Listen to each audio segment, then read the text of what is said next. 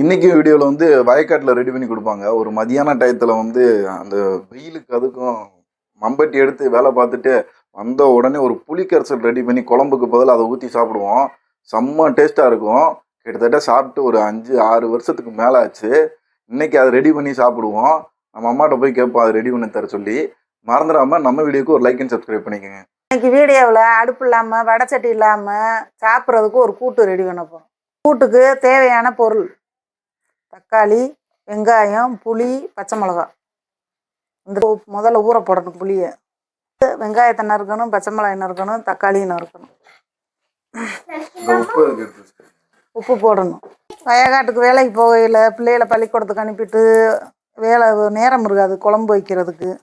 இதை மடியில் எடுத்து போட்டுக்கிட்டு கஞ்சி இப்போ சட்டியில் ஊற்றிட்டு போவோம். வாளியில் ஊற்றிட்டு போய் அங்கே போய் இதை நறுக்கி பிணைஞ்சுக்கிடுவோம். அருவாளில் கருத இருக்கிற அருவா வச்சுருப்போம், பண்ணருவாளில் இதை நறுக்கி இதை அந்த கண்ணாடி தண்ணியை மோந்து ஊற வச்சுருவோம். புளியை இப்படி ஊற வச்சுருவோம். ஊற வச்சு பிணைஞ்சிக்கிட்டு இதை நல்லா புளியை பிணைஞ்சு தண்ணியை வடிகட்டிக்கிறணும். வடிகட்டி எடுத்துக்கிட்டு தக்காளி எடுத்து நறுக்கி அதுக்குள்ளே போட்டுக்கிறணும்.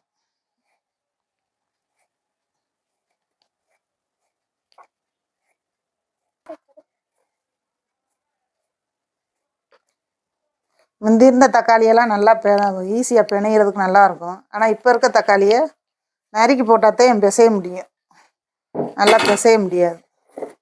அதுக்குள்ளே வெங்காயம், பச்சை மிளகா எல்லாத்தையும் ஒன்றா போட்டு புளிக்கரைசலோடு சேர்த்து வச்சு இப்படி நொறுங்க பிசைஞ்சிடணும். பிசைஞ்சு எடுத்தோம்னா அடுப்பில் வடச்சட்டியில் எதுவும் இல்லாமல் ஒரு நல்ல புளிக்கரைசல் சுடு சோத்துக்கும் நல்லாயிருக்கும், பழைய கஞ்சிக்கும் நல்லாயிருக்கும், சூப்பராக இருக்கும். வயக்காட்டுக்கு இதே எங்களுக்கு குழம்பு வெஞ்சனம். வயக்காட்டில் வேலையெல்லாம் முடிச்சுட்டு சாப்பிடும்போது நல்ல பசியோடு இருக்கையில் இந்த புளிக்கரைசலை ஊற்றி அந்த சாப்பாடை சாப்பிடையில் அவ்வளோ டேஸ்ட்டாக இருக்கும். வாரத்தில் ஒரு நாள் இதை ட்ரை பண்ணி பாருங்கள், நல்ல குளிர்ச்சி உடம்புக்கு.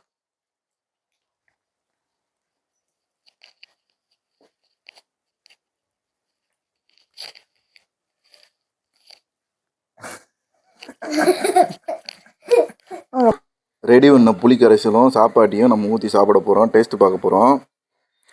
அந்த காலத்து கிளவிகள்லாம் பண்ணி சாப்பிடும் போல் நம்மளும் ட்ரை பண்ணி பார்ப்போம். மிளகா இருக்கிறதுனால கொஞ்சம் காரமாக இருக்கும்னு நினைக்கிறேன்.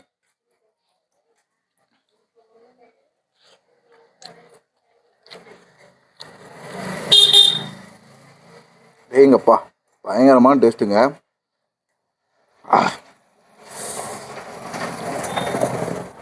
புளிக்குழம்புக்கு இதுதான் ஃபேமஸ்ஸு. ஆனால் செம்ம டேஸ்ட்டாக இருக்குது.